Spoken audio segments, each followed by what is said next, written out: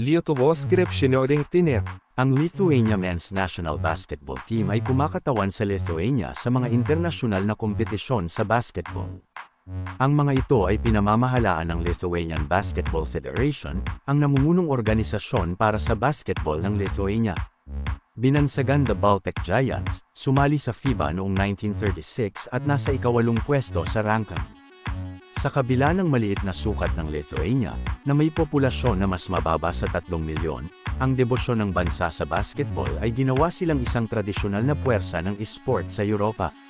Nagsimula ito noong 1935, nagpasya ang Lithuania na isulong ang isang World Lithuanian Congress na nag-aanyaya sa mga etnikong Lithuanians mula sa maraming bansa upang magkaisa ang kanilang kultura. Isang delegasyon ng Lithuanian American na mga atleta mula sa Chicago ang dumating sa Kaunas upang lumaho.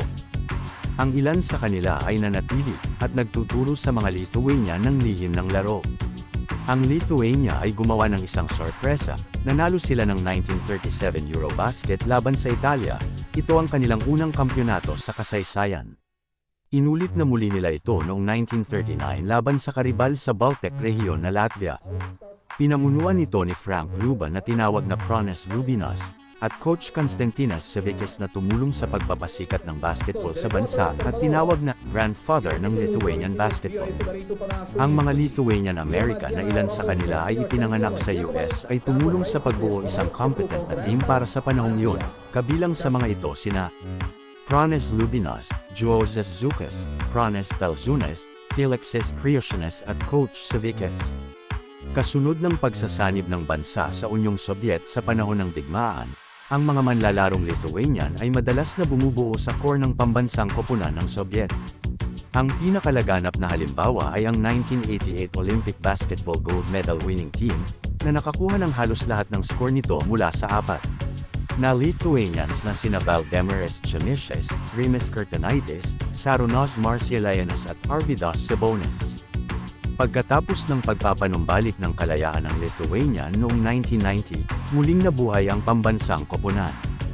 Dito ipinamalas ng Lithuania na sila ay nakahanay pa sa mga batikang mga bansa sa larong basketball.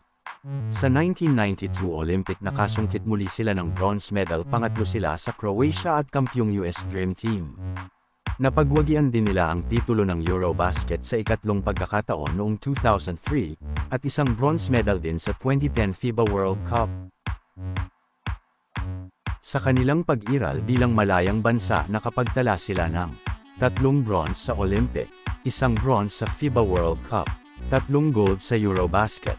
Mga notable players mula 1992 hanggang 2010: Šarūnas Marciulaitis, Arvydas Sabonis, Rimas Kurtinaitis, Valdemaras Chamišas, Ginteres Ainikis, Sergius Jovesa, Arturas Karnasovas, Linas Kliza, Zydrunas Ilgauskas, Darius Songaila, Šarūnas Jasikevičius, Ramūnas Siskauskas, Saulius Stombergas, Mindaugas Kuzminskas, at Rimantas Kaukanas. Maraming mga manlalaro ang Lithuania, pumili lang na ilan sa mga ito na hanggang kasalukuyan ay aktibo. Ilan sa kanila sina Martynas Andriuskevicius, Arvydas Masihauskas, Arūnas Klimavičius, Arturas Gudaitis, Rinaldas Seibutis, Mantas Kalnetis, Kaulius Jankunas, Jonas Mashulis, Marius Dragonas, Donatas Motijunas, Jonas Valanciunas, at Damantas Sabonis.